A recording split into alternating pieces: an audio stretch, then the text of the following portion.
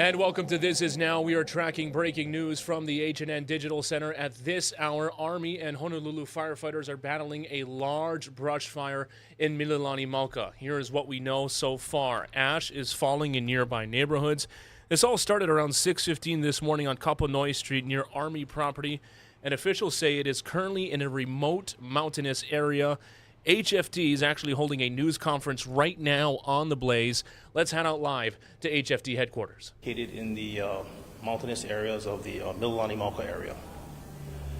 So at 5:51 this morning, Honolulu Fire Department responded to a wildland fire up in the Mililani Mauka area. Initially, we had 10 units respond to the fire. After the first unit arrived on scene at 6:12 a.m., they did an assessment of the situation. And based on their assessment, it was determined that we wouldn't need all of those ground units, so we canceled most of the ground units except for our air assets. The wildland fire is located in a remote area, hard to get to, so we're relying solely on air operations for this fire. And right now, it's not threatening any homes or structures. No evacuations have been ordered. Our assets on scene include 2 HFD assets, Air 1, Air 2. We have 2 U.S. Army Black Hawks, and we also have 1 Chinook that's on the way. And we also have a DOFA helicopter that's assisting with the air operations. The size of the fire is approximately 1 square mile, and according to the incident commander, it's slowly expanding in the easterly direction, which is away from the Mililani Mauka residential area. I have a screenshot here from our online codes application, our community online data for emergency services, or codes. And as you can see here on the map, we have a location of the wildland fire and its proximity to the residential area of Mililani Mauka. And according to our incident commander, it's slowly expanding in this direction, easterly direction. So no evacuations ordered, no homes threatened. And we're going to continue to be on scene to mitigate this wildland fire. And I can take any questions or you may have. Do we have any idea what may have caused this fire? At this time, we don't have that information. But if we do get information, then we'll definitely provide an update at a later time. Okay. And I understand this was on land owned by the Army? To my knowledge, this is co-op land. I'd have to get the exact information as to the location, but it's co-op land. I'll get that information for you when I can follow up and confirm. In regards to the past decade, when it comes to wildfires, would you consider this about average, worse, or better when it comes to fire concerns? Well, due to the location, this would, in my opinion, be an average fire. Its location makes it difficult to fight. Obviously, if it was easier access for us to get personnel on scene to fight the fire, make it easier fire, but because of its location and having to use air assets, it makes it difficult. There's a lot of heavy wildland foliage, so the fire could be deep. So I'm not going to say how long this fire is going to last, but this could definitely last beyond today. But we're going to do our best to mitigate it, and we're very thankful to United States Army as well as DOFA for their help and support with this fire.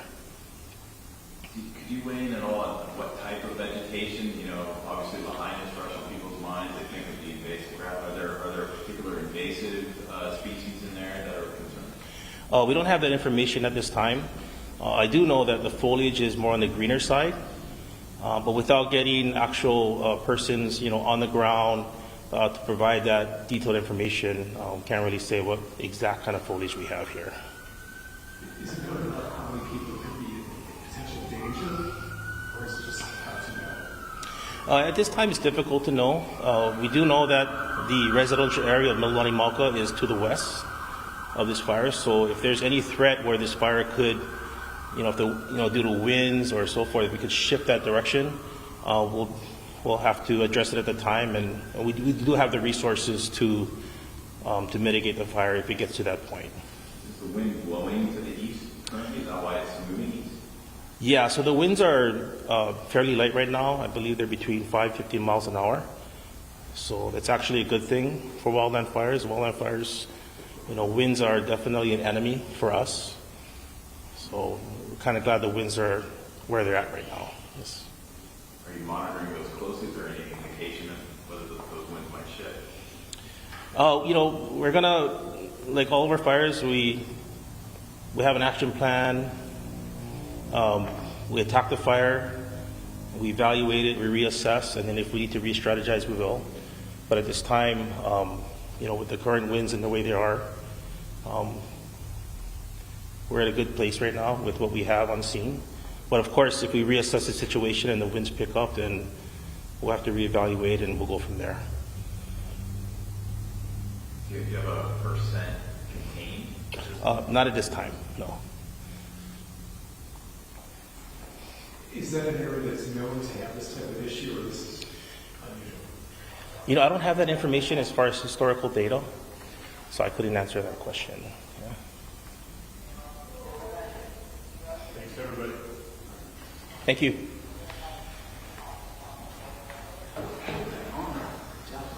All right, now we just heard from Chief Mokulehua with the Honolulu Fire Department providing an update on the ongoing Mililani brush fire that started just after 6 this morning. So this is concentrated in the Mililani Mauka area, more in the forest that is further away from the residential spots. Now, from what Chief has said, just to recap, this is a remote area, no ground assets deployed right now. This is solely an air fighting operation. No homes or structures threatened. This is away from the residential spots. He gave us a look at the map, kind of give us a lay of the land of where this blaze is taking place. It is expanding away from the houses, heading easterly. Something that's been favorable right now is the fact that winds are light, and so the hope is that it stays that way. But Chief did say that there is the possibility that it could last beyond today, just because of how dense the forest is. But right now, HFD working with the Army in conjunction with tackling this fire, fighting this from the air. No structures threatened once again, but the moment that changes, they will be sure to issue any evacuation alerts. And then also an update from military officials on this. Local residents will be experiencing ash falling. On-base child development centers are keeping kids indoors due to the smoke and ash. The winds remain light. They're also going to be keeping everyone abreast of any evacuation orders or the possibility of having to move. Smoke can be smelled pretty much all over the Wheeler and Schofield areas, and the Army is monitoring the location of fire in relation to any sensitive archaeological sites. So once again, HFD and the Army teaming up on this, battling a brush fire in the Mililani Mauka area. We'll also be keeping you updated on air and online at hawaiinewsnow.com. Let's now give you a rundown of the day's top stories.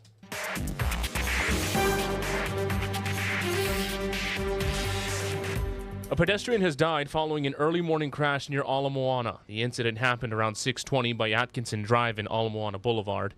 HPD says a man in his 50s was struck by a car in an unmarked crosswalk. He was pronounced dead at the scene. The cause of the crash remains unclear as police continue to investigate. And a 54-year-old man who was critically injured in a crash earlier this month in Kalihi has died. Late on October 4th, the victim was a passenger in a car hit head-on by a car speeding on North School Street. He had been in the hospital since, but police were told Friday that he had died. This is Oahu's 44th traffic fatality this year.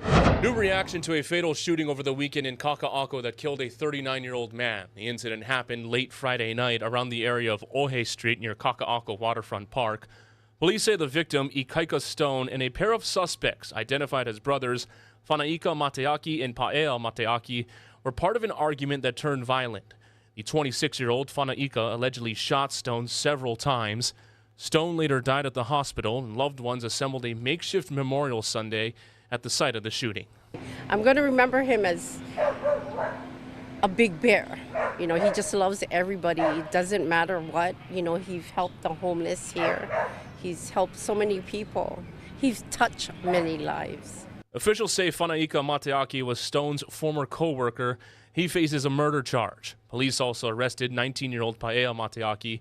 He faces an attempted murder charge after allegedly attempting to shoot one of Stone's friends during the fight. He reportedly pointed a gun at the friend and pulled the trigger, but the weapon failed. We're learning more about the brutal beating of an elderly security guard, and as Eddie Dowd reports, the suspect is still on the loose. The daughter of 81-year-old Wendell Weatherwax says her father remains in the hospital after he was viciously assaulted. She says it happened while he was on his overnight shift as a security guard at Eva Gentry Community Patrol. Now the family is calling for justice. Law enforcement sources confirmed the assault happened just before 6 a.m. on Thursday when Wendell Weatherwax was trying to wake up a man sleeping in the grass at Launahele Street Neighborhood Park. An altercation broke out and the 81-year-old security guard was reportedly beaten with a walking cane. We immediately thought, like, oh my gosh, this is going to be bad. The victim's daughter, Melody Weatherwax, says her father was responding to a complaint from a homeowner about a man loitering in the area. She says she was the first family member who saw him in the hospital. He was dripping in blood, like everything. Like, it looked like a horror scene. Like, his phone was bloody, his flashlight was bloody, his whole outfits were bloody. He had broke his nose in half, and then his facial structures right here, he just broke it. Weatherwax says despite the gruesome attack, she knows it could have been worse, as she remembers the stabbing in Kaneohe last December that killed 77-year-old Windward Shopping Center security guard Mike Chu. It's not how it used to be. Chris Kim is with Honolulu Crime Stoppers. Back in the day, you would never dare to touch a kupuna, but it seems like those days are long gone. Within the past couple of years, it seems like there seems to be an upward trend where seniors are being targeted. Weatherwax says right now they are concerned the person who attacked their father is still on the loose. Don't want this happening to somebody else too, you know? Like, if he already had one assault, there's, who's to say that he won't go attack other people too? And we are told the investigation into this case is still ongoing. His daughter says aside from wanting an arrest, she also hopes sharing her dad's attack might raise awareness that violence does not discriminate, no matter the age. Eddie Dowd, Hawaii News Now. A platform used in salvage operations of the USS Arizona is now floating in Pearl Harbor. National Park dive teams discovered the platform's support structure collapsed. The steel frame filled with concrete was used to anchor ships and barges to the Arizona from 1941 to 1943. The Park and Navy are now assessing damage and creating a plan to prevent further harm to the sunken battleship. Meanwhile, the memorial remains open. Happening on Maui, the county will lift restrictions for more areas in the Lahaina burn zone this week. Starting today and tomorrow from 7 to 3, residents will be able to enter zones 9H, 9I, and 9J. Those areas include streets between Ka'akolu and Kahena Street, including Ka'alo Place. Vehicle passes will be required for access those first 2 days. Also happening today, residents re-entering the burn zone will receive more aid from the Council for Native Hawaiian Advancement. The council is partnering up with Maui County to distribute vehicle passes and PPE kits at the Maui Mall Village.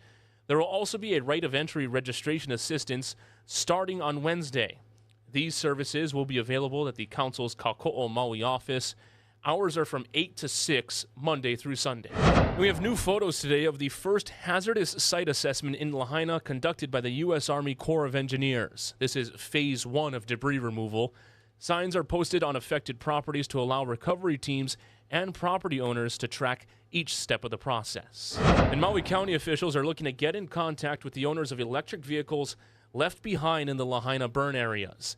They've set a deadline for next Monday, November 6th, for the owners to make contact or the EV batteries could be removed as part of the debris management plan. Anyone looking to prevent that must call 808-272-6102 by the deadline. Officials say any EV battery that was exposed to the heat from the fires is likely compromised. The national news, thousands of people in Maine are returning to work and school this week following last week's mass shooting. Jeff Peggs reports from Lewistown. This is where police say they found the body of the mass shooter Friday night inside a trailer at a recycling center roughly 10 miles from where the shootings took place. Just an incredible sense of relief for our city. The gunman, 40-year-old Army reservist Robert Card, used to work at the recycling center, but was fired 2 weeks ago. That particular location was cleared twice previously. This comes as the Associated Press reports a statewide alert warning Maine law enforcement about Card went out last month. Nearby, Sagadahoc County Sheriff Joel Mary says he issued the alert after the Army Reserve notified him about threats Card made against his military base and other soldiers. He sent a deputy to Card's home for a welfare check, but Card was not there. Lewiston Police Chief David St. Pierre declined to comment on Sheriff Mary's claims. Is there anything that you would do differently? We're going to learn from some mistakes. I'm sure we've made a couple along the way. What did all of those gunshots sound like to you? It's so hard to describe because behind every single one, I know that somebody was lined up with it. Tammy Aslan was in the just-in-time recreation bowling alley with her 10-year-old daughter Tony Wednesday night, but got separated when the gunman opened fire. I can't even begin to explain the amount of things that go through your mind in those precious moments, Aslan called her parents, who rushed to the scene. Her father says he waited for news on the 10-year-old for what felt like hours.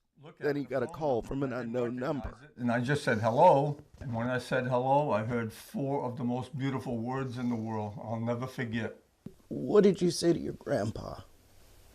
I'm not dead, Pepe. And I just broke down. And it was pretty tough, but I was happy. Why did you think that was important to tell him? To start off with that so he could not be so worried anymore. It was another survivor of the shooting here who helped Tony to safety. The 10-year-old says that she saw at least one person shot and killed. And this morning, her mother is concerned about the long-term effects that might have on her daughter. Jeff Pegay, CBS News, Lewiston, Maine. As Israel's war with Hamas intensifies, both the United Nations and United States are urging for the protection of civilians. Tina Kraus has the latest from Tel Aviv. The Israel Defense Forces confirm a female soldier taken captive by Hamas on October 7th was released in overnight ground operations in Gaza. As the war intensifies, more than 200 hostages remain captive. Hamas released a video today showing 3 of them, Israeli women calling for a ceasefire. The women are under duress, and it's not known if they were told what to say. To surrender to barbarism. That will not happen. This mother survived the Hamas attack, but her children were abducted. They took him from his bed, his pajama. It's my son, 12 years old. Palestinian civilians are hurting too, with the Hamas-run health ministry saying the death toll in Gaza has topped 8,300. In the West Bank, this teenager says the world has forgotten the children of Gaza. It makes me sick that the world is turning its back on us and it's not doing anything to protect us. Many Israelis we spoke with are angry at Hamas and the Israeli government and dismayed about the suffering on both sides. This is like an ongoing trauma of the Holocaust. Nurit Lamour says before the October 7th attack, she and her daughter would bring food to Palestinians in Gaza and take them to doctor's appointments in Israel. We have friends, we write to them, we want to help them. They cannot be helped until they demolish Hamas. Along this busy Tel Aviv street, a grim tally of those missing and murdered. Israelis say they have nothing to do but pray, wait, and hope. We can't stop the war without we are hostages. These yellow ribbons are uniting strangers in hope the hostages will return home soon. Tina Kraus, CBS News, Tel Aviv. Back here at home, let's give you a live look outside right now from our always wonderful Helo Cam as we kick off the new work week. Guy will have your full forecast after this brief break.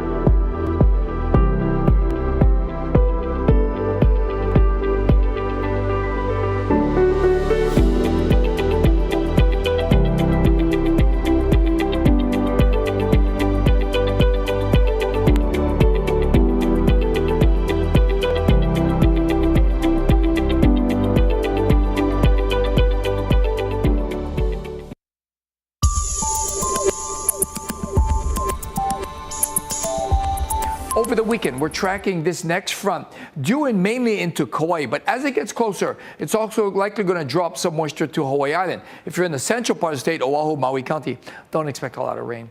So we're in for this, though. Lots and lots of sunshine early every day, and then we'll get those afternoon cloud buildups with a few spotty showers. That's the trend through Friday, and then overnight clearing will lead to some nice, comfortable temperatures down into the upper 60s, low 70s. So there's not going to be a lot of rain, although, like I said, for tomorrow, the weather pattern suggests that we could see some spotty showers into the early evening, but they will not be widespread clearing in the overnight hours. And the next best chance for rain comes over the weekend when that front moves in from Kauai with stronger trade winds. Thank you very much, Guy. And those light winds proven to be a big help right now with our breaking news situation that is happening in central Oahu. Let's give you a recap. The news that we brought you at the top of the show at this hour: HFD and Army firefighters battling a brush fire at Mililani Mauka. We're told ash is falling in nearby neighborhoods. Started around 6:15 this morning on Kapanoi Street near Army property, and officials say it is currently in a remote mountainous area, and that has been huge because you have the subdivision there right at the top of Mauka, and then you have the brush fire, but it is moving in an easterly direction away from homes. Right now, no structures, no homes are threatened, no evacuations have been ordered, but you have the firefighters monitoring this closely. As soon as there is any evacuation needed, residents in the area will be told right away.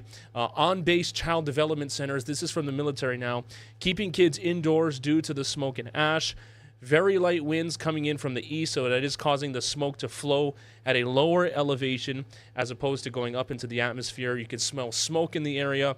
The Army is monitoring the location of this, and there's an update from HFD Chief Mokulehua. Because this is in a remote area, there are no ground forces on the ground battling this. This is solely an air operation conducting water drops. The blaze is spanning away from houses, and there is the possibility, the outside chance, that this firefight could last beyond today because of how dense the forest is. But it is helpful that winds are light right now and not causing it to move west toward the homes. Again, Army and HFD battling a brush fire in Mililani Mauka. We'll continue to keep you updated on air and online as the situation out in central Oahu changes. So, moving on right now, this is Halloween Eve, so to say. We'll give you an update on what is happening with This Is Now. Don't forget, one more day left to vote for your favorite in this year's H&N Halloween Costume Contest. And we have some glorious pictures of the submissions sent in. 6 finalists have been selected. King's Hawaiian Bread, bundle of joy right there. Now it's up to you to pick our winners. Head over to H&N's Instagram page and vote for your favorites by giving them a like. And then we'll have the top 3 winners. Look at that one. The Edward Scissorhands. Our producer, Davis, can we go back to the Edward Scissorhands? Because that would be my immediate winner right now. That's very creative.